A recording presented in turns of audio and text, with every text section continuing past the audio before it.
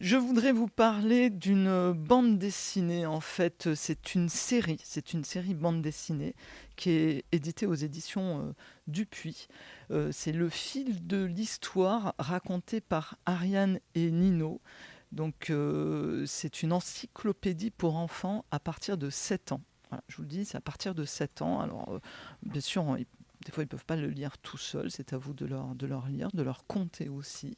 Ça s'adresse aux enfants qui souhaitent découvrir l'histoire ou pour ceux qui ont, on va dire, un peu du mal avec l'histoire, qui ne s'intéressent pas trop à l'histoire, qui s'y intéressent mais qui ne comprennent pas trop, qui posent des questions. C'est pour les enfants curieux, je dirais, ou pas d'ailleurs. C'est pour les rendre curieux aussi, on peut. Voilà.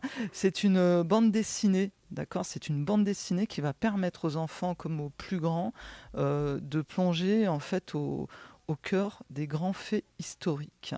Alors c'est découpé en tomes, en plusieurs tomes. C'est des petits tomes, hein. C'est une petite. Alors c'est un petit format et voilà, c'est 43 pages dans un petit format. Alors on a par exemple, vous avez l'histoire de Marie Curie, vous avez la peste. Vous avez Gandhi, le mur de Berlin, les croisades. Alors, je ne vais pas tous les nommer. Pour l'instant, j'en ai compté plus d'une vingtaine, hein, avec tous des sujets de société, des découvertes historiques ou des personnages connus. Alors, tous ces récits sont vraiment expliqués de façon claire et précise. Et en fait, de mon point de vue, l'intérêt, c'est que c'est vraiment ludique, hein, puisque c'est une bande dessinée, c'est ludique et facile à lire. On suit, alors dans l'histoire, on suit Ariane et son petit frère Nino qui vont dans le passé, voilà, qui remontent le temps, hein, puisque c'est l'histoire. Et ils nous décrivent des histoires. En fait, ils nous décrivent par exemple la vie de Gandhi, ils nous décrivent l'histoire de l'esclavage ou la vie de Louis XIV.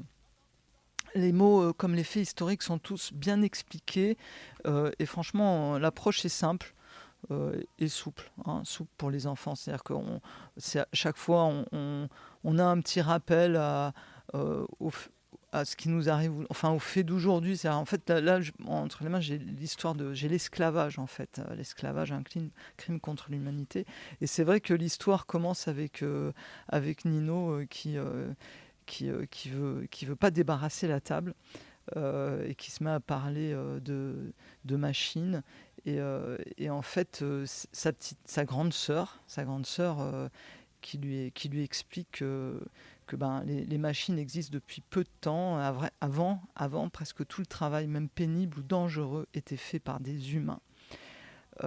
Pendant des millénaires, des humains en ont réduit d'autres en esclavage et les ont forcés à travailler pour eux.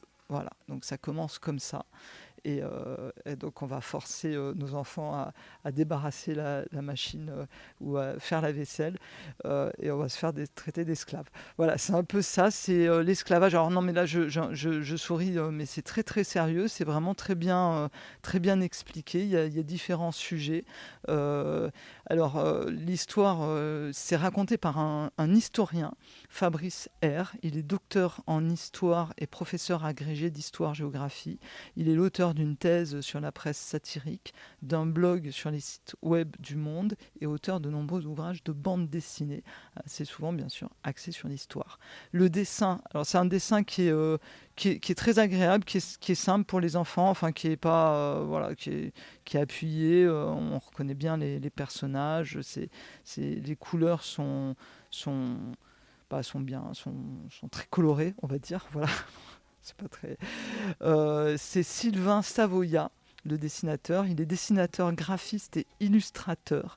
Il est l'auteur de plusieurs albums de bande dessinée, dont la BD Les Esclaves oubliés de Tromelin. C'est une BD qui a été récompensée par le prix de l'Académie de marine de Paris.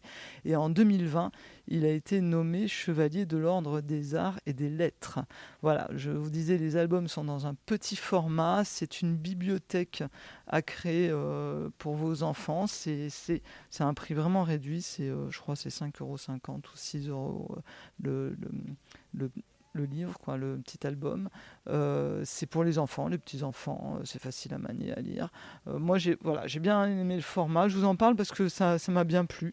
Je trouve ça Je me demande si je vais pas m'y mettre d'ailleurs pour les enfants.